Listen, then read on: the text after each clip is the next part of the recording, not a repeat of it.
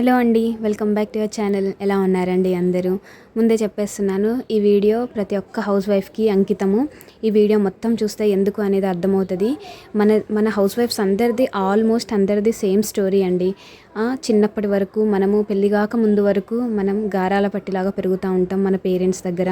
మనం ఏదంటే అదే, మనకి ఇది వద్దు అంటే వద్దు, నేను రాను అంటే రాను, అంటే ఏది ముట్టుకుంటే అది కావాలి అని అంటే మనకి ఏదైనా సరే మనం అరిచి గోల పెట్టి గీ పెట్టి ఏదో ఒకటి మనం సాధించుకుంటాం. కానీ after marriage it completely changes కదా. ఎవ్రీథింగ్ మొత్తం లైఫే మొత్తం చేంజ్ అయిపోతుంది. ఒకప్పుడు నాకు మ్యారేజ్కి ముందు వరకు ఒక్క పని కూడా మా అమ్మ చెప్పేది కాదు, నేను కూడా చేసేదాన్ని కాదు.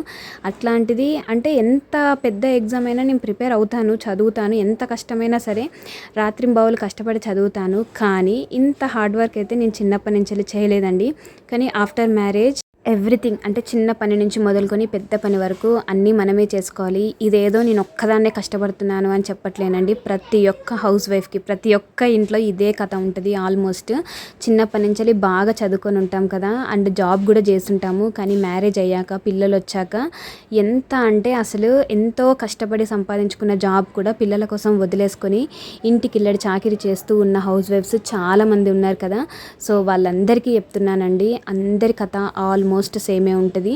ఇంట్లో అన్ని పనులు చేసుకోవాలి, అట్లనే పిల్లల్ని చూసుకోవాలి. పిల్లలు స్కూల్కి వెళ్తున్నట్లయితే వాళ్ళని చదివించడమే మెయిన్ టాస్క్ ఇక్కడ. అండ్ ఇంకొకటి ఏంటంటే చాలామందికి హెల్త్ సపోర్ట్ చేయదు.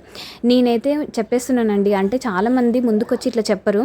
చాలామంది ఏంటిదంటే మేము చదవడానికి మేము ఎంత కష్టపడ్డామని చెప్పేసి నార్మల్గా చెప్తూ ఉంటారు. కానీ what are the health issues they faced అనే థింగ్ మాత్రం ఎవరు చెప్పరు. టు బీ ఫ్రాంక్, నేనైతే కంటిన్యూస్గా ఏ పని చేయలేనండి. ఒక పని చేసొచ్చి పడుకుంటాను, ఇంకో పని చేసొచ్చి పడుకుంటాను. అట్లా ఒక పనికి ఇంకొక పనికి మధ్యలో ఖచ్చితంగా నా గ్యాప్ ఉండాలి, లేకపోతే నా వల్ల అవ్వదు. అండ్ నడుము అస్సలు ఆగదు. నడుము పట్టి పెట్టుకొని 24/7 అంటే నైట్ పూట కాదులేండి, అంటే వర్క్ చేస్తున్న ప్రతిసారి నాకైతే నడుము పట్టి ఉండాల్సిందే, లేదంటే స్ట్రైట్గా నడుము ఉండదు. దానివల్ల పోస్చర్ మొత్తం ఖరాబ్ అయిపోయింది నాది. అంటే ఆఫ్టర్ 2 ప్రెగ్నెన్సీస్ తర్వాత నాకైతే కంప్లీట్గా హెల్త్ అయితే లాస్ అయిపోయింది. నేను ఇప్పుడిప్పుడే సెట్ చేసుకుందామని చెప్పేసి చూస్తున్నాను. అదేంటక్క వీడియోలో ఏదో చెప్దాం అనుకుంటే ఏదో చెప్తున్నావు అని చెప్పేసి అనుకోకండి. చాలామంది హౌస్ వైఫ్స్ ఎట్లా అంటే సొసైటీలో వాళ్ళేదో అంటున్నారు, వీళ్ళేదో అంటున్నారు అని చెప్పేసి వాళ్ళ ముందు నేను నిరూపించుకోవాలి. అండ్ మా ఫ్యామిలీలో అంటే కొత్తగా ఒకవేళ మ్యారేజ్ అయినట్లయితే ఇన్లాస్ ఫ్యామిలీస్లో అందరు జాబ్ చేస్తున్న వాళ్ళు ఉన్నారు. నేను జాబ్ చేయట్లేను, నన్ను నేను నిరూపించుకోవాలి అని చాలామంది చాలా కష్టపడుతుంటారు. అంటే ఫస్ట్ థింగ్ ఇంట్లోనే బండ చాకిరీ చేస్తాం మనము. తర్వాత ఎగ్జామ్స్కి ప్రిపేర్ అవ్వడం అని అంటే ఇట్స్ టూ డిఫికల్ట్ అండి. చాలామంది అంటూ ఉంటారు కదా, నేను కూడా మోటివేట్ చేస్తూ ఉంటాను కదా మిమ్మల్ని. కానీ ఎంత మోటివేట్ చేసినా వెనకాల ఇదే జరుగుతుంది. ప్రతి ఒక్క హౌస్ వైఫ్ కథ ఇంతే ఉంటుంది. ఒక పని చేసి ఇట్లా వచ్చి కూర్చుందాం అంటే ఇంకొక పని ఎదురుగా నిల్చుంటుంది. ఇప్పుడు అంతా అంట్లు కడుక్కొని ఇల్లు తుడుచుకొని అంత చేసుకొని వచ్చిన బెడ్రూమ్లోకి వచ్చి చూసేసరికి ఎన్ని బట్టలు ఉన్నాయో. ఇంకా ఊరేళ్ళు వచ్చినామనంటే ఇంకా డబల్ త్రిబుల్ అట్లా అయ్యి కూర్చుంటూ ఉంటాయి. పిండిన బట్టలు, ఉన్న బట్టలు, చేతితో పిండాల్సిన బట్టలు, ఇట్లా చాలా ఉంటాయి. అయితే ఇక్కడ మనల్ని మనము వేరే వాళ్ళ కోసము హెల్త్ని సాక్రిఫైస్ చేస్తున్నాం. మనం సాధారణంగా అన్ని సాక్రిఫైజులు ఎక్కువ హౌస్ వైఫ్ చేస్తూ ఉంటారు, అట్లని మెన్ చేయరు అని చెప్పేసి చెప్పట్లేనండి. ఇక్కడ పిల్లలు వచ్చిన తర్వాత కంప్లీట్ సాక్రిఫైస్ చేసేది ఎవరు అని అంటే హౌస్ వైఫ్ మాత్రమే, అంటే భార్య మాత్రమే సాక్రిఫైస్ చేసి ఇంట్లో పిల్లల్ని చూసుకోగలగాలి. హస్బెండ్ అయితే సాక్రిఫైస్ చేయలేరు కదండి. ఇప్పుడు ఇద్దరిలో మగవాళ్ళు బయట పనిచేస్తున్నప్పుడు ఇంట్లో ఆడవాళ్ళు పిల్లల్ని చూసుకుంటున్నారు. ఇదే సొసైటీలో ప్రతి ఇంట్లో జరిగే కథ ఇదే. కానీ ఆడవాళ్ళు కూడా పిల్లలు కొంచెం పెద్ద పెరిగిన తర్వాత వాళ్ళు కూడా రీస్టార్ట్ చేయాలి అని చెప్పేసి అనుకుంటారు. కానీ ఆ రీస్టార్ట్ చేద్దాం అనే టైంకి, అంటే పిల్లలు కొంచెం స్కూల్కి వెళ్ళిన తర్వాత రీస్టార్ట్ చేద్దాం అనుకునే టైంకి లేడీస్కి ఆల్మోస్ట్ 30+, అంటే చాలామందికి 33, 34 అయితే వస్తాయి. అంటే ఆల్మోస్ట్ ఇంతే ఉంటుంది ఏజ్. సో ఆ ఏజ్కి వచ్చేసరికి ఏమవుతుందంటే హెల్త్ అయితే సపోర్ట్ చేయట్లేదు అనమాట. సో వీళ్ళు హెల్త్ సపోర్ట్ చేయకపోయినా కూడా ఇంత పని చేసుకుంటూ కూడా చదువుకుందాము అని చెప్పేసి ట్రై చేస్తున్న వాళ్ళని పాయింట్అవుట్ చేసే సొసైటీలు ఉన్నాం చూడండి. నాకు అదే చాలా బాధ అవుతుంది అనమాట. సో నేను హౌస్ వైఫ్స్ అందరికీ అదే చెప్తున్నాను, వాళ్ళ కోసం వీళ్ళ కోసం అంటూ మొత్తం ఎట్లా అంటే ఎంత హెల్త్ ఇష్యూస్ వచ్చినా సరే కూర్చొని చదువుకుంటూ ఉంటారు చాలామంది హౌస్ వైఫ్స్. కానీ ఏమైనా అయింది అని అంటే ఎవరు సఫరర్ అవుతారండి? మ్యాక్సిమం మన పిల్లలే ఉంటారు. తల్లిదండ్రులు బాధపడతారు, కానీ మన మీద డిపెండ్ అయి ఉన్న మన పిల్లలు మాత్రం చాలా బాధపడాల్సి వస్తుంది. ఇంకా వాళ్ళని మనం తప్ప భూప్రపంచం మీద పిల్లల్ని తల్లి తప్ప ఎవ్వరూ చూసుకోలేరండి.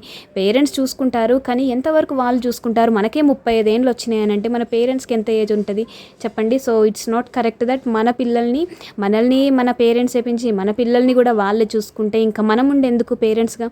సో నాకు ఒకటే అనిపిస్తుంది, లేడీస్, ముఖ్యంగా హౌస్ వైఫ్స్కి నేను ఎందుకు చెప్తున్నాను అని అంటే, చాలా సఫర్ అవుతాం మనం. హస్బెండ్కైనా ఒక టైం పీరియడ్ అంటూ ఉంటుంది. మార్నింగ్ ఒక 9కి వెళ్ళి సాయంత్రం ఒక 8-9కి వస్తారు. తర్వాత ఇంకా వాళ్ళకు ఓకే రిలాక్స్ అవుతారు, పిల్లలతో ఆడుకుంటారు, టీవీ చూస్తారు. కానీ మనకు అట్లా కాదు.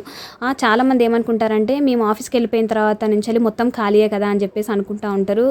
ఇప్పుడు కొంతమంది ఇంట్లో మేడ్ ఉంటారు, అంటే అంట్లు గడగడానికి, ఇల్లు తుడవడానికి ఉంటారు. కానీ అయినప్పటికీ అవి 2 పనులు ఒకటే కావు కదా, ఇంట్లో చాలా పనులు ఉంటాయి. ఇవన్నీ చూసి కూడా కొంతమంది ఈజీగా ఒక స్టేట్మెంట్ వదిలేస్తారనమాట, మేము ఆఫీస్కి వెళ్ళిపోయిన తర్వాత ఖాళీయే కదా అని చెప్పేసి. అసలు ఆడవాళ్ళు ఎప్పుడూ ఖాళీగా ఉండరండి.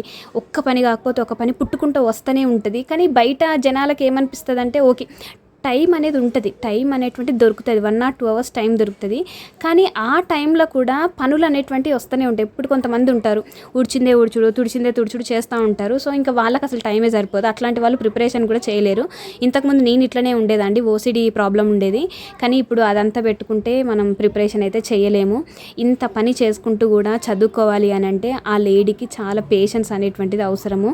అండ్ హెల్త్ కూడా సపోర్ట్ చేయాలి. హెల్త్ సపోర్ట్ చేయలేదు అని అంటే అస్సలు మీరు ప్రిపరేషన్ అనేటువంటిది చేయకండి మై డియర్ సిస్టర్స్.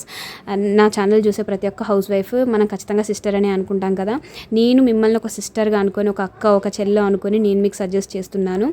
ఒకవేళ కనుక మీకు హెల్త్ సపోర్ట్ చేస్తే చదవండి. ఇప్పుడు నాలాంటి సిచ్యువేషన్లో ఉన్న వాళ్ళే చాలామంది ఉంటారు, చదవకపోతే చచ్చిపోతాం అనేటట్టు ఉంటారనమాట. అంటే వేరేలా కాదు, కొంతమందికి ఏంటంటే చదువు నరాల్లో ఉండిపోతుంది. ఒక్కరోజు చదవకపోయినా, పుస్తకం తీయకపోయినా కూడా వాళ్ళకి పిచ్చిలేస్తుంది అనమాట. సో నాది అదే పరిస్థితి. యాక్చువల్లీ నేను అంతా పని చేసుకొని వచ్చి కూర్చుందాం అని చెప్పేసి కూర్చున్నాను. ఇంకా అప్పుడు డిన్నర్ టైం అయితే కాలేదు. అప్పటికి నా చిన్న బిడ్డ నాకు ఆకలి అవుతుందమ్మా అని చెప్పేసి అన్నది. ఇంకా నేనైతే వంట చేయాలి. యాక్చువల్లీ కూరగాయలు ఏమీ లేవు, బయటికి వెళ్ళలేని సిచ్యువేషన్. అంటే అసలు నాకు బయటికి కొంత పని చేశానంటే ఆటోమేటిక్గా నాకు బీపీ డౌన్ అయిపోతుంది. సో ఇంకా బయటికి వెళ్ళలేను కాబట్టి ఇంకా ఇంట్లోనే ఉన్న కూరగాయలతో అయితే కిచిడి అయితే చేస్తున్నానండి నేను ఇక్కడ. అంటే నేనేం చెప్పాలనుకున్నాను ఈ వీడియో ద్వారా అంటే, సపోర్ట్ చేసినంత వరకు మాత్రమే చదవండి. వాళ్ళ కోసం వీళ్ళ కోసం అంటూ మనం ఇన్ని పనులు చేసుకుంటా కూడా, ఇంత స్ట్రగుల్ అవుతా కూడా మనము మన శరీరాన్ని చాలా అంటే చాలా ఇబ్బంది పెడుతున్నాం అనమాట. ఇంత ఇబ్బంది పెట్టడం వల్ల వాళ్ళకి ఏమైనా ఒరిగేది ఉందా? వాళ్ళు ఇప్పుడు ఒక మాట అంటారు, మళ్ళీ తర్వాత సెలెక్ట్ అయినాం అనుకో, ఓకే సెలెక్ట్ అయినాం అని చెప్పేసి ఒక మాట అని పోతారు అంతే. జాబ్ చేస్తున్నాం అని చెప్పేసి ఒక మాట అని పోతారు. కేవలం ఆ మాట కోసము ఇంత స్ట్రగుల్స్ ఫేస్ చేసుకుంటూ హెల్త్ లాస్ అవుతూ ఇదంతా చేయడం అవసరమా? ఇదొక్కటి మాత్రం ఆలోచించండి. నేను చదవద్దు అని కంప్లీట్గా చెప్పట్లేను, అట్లని పడి చదవండి అని చెప్పేసి చెప్పట్లేను. నేను ఒకటే చెప్పాలనుకున్నా, నా ఛానల్ చూసే ప్రతి ఒక్క హౌస్ వైఫ్కి, my dear sisters, health support చేస్తే చెయ్యండి. ఇదిగోండి నాకు ఇంకా స్టామినా అయిపోయింది, 0కి వచ్చేసింది. వీడియోలో చాలా యాక్టివ్గా ఉంటాను కదా, సో ఇప్పుడు ఇదంతా చూసారు కదా. ఈ విషయాన్ని నేను తెలియజేయడం కోసమే. నాకు ఇంకొకటి ఏంటంటే, బీపీ డౌన్ అయిన ప్రతిసారి నాకు కారం పడాలన్నమాట, లేకపోతే ఇంకా కళ్ళుదిరి పడిపోతాను. యాక్చువల్లీ నాకు నోరు కూడా ఏం బాగాలేకుంటే గొడ్డు కారం వేసుకొని తింటున్నాను ఇక్కడ నేను. గొడ్డు కారం అలాగే ఉల్లిపాయలు తీసుకొని తింటున్నాను అనమాట. సో ఒకటే చెప్తున్నానండి, హెల్త్ సపోర్ట్ చేసినంత వరకు చదవండి. హెల్త్ సపోర్ట్ చేయకపోతే మాత్రం ప్లీజ్ రిస్క్ అయితే చేయొద్దు. మనకేమన్నా అయితే మన పిల్లల్ని చూసుకోవడానికి ఎవరు ముందుకు రారు. మనమే మన పిల్లల్ని పెంచి పెద్ద చేసి వాళ్ళకి పెళ్ళిళ్ళు చేసి, ఆడపిల్లలు అయితే కాన్పులు చేయాల్సిన రెస్పాన్సిబిలిటీ అంతా మన మీదనే. కాబట్టి మన హెల్త్ చాలా ఇంపార్టెంట్. మనం బాగుంటేనే కంప్లీట్ ఫ్యామిలీ బాగుంటుంది. అంతేనండి. ఈ వీడియో కానీ మీకు నచ్చినట్లయితే ఒక చిన్న లైక్ చేసి ఛానల్ని సబ్స్క్రైబ్ చేసి సపోర్ట్ చేస్తారు కదా. Bye, take care.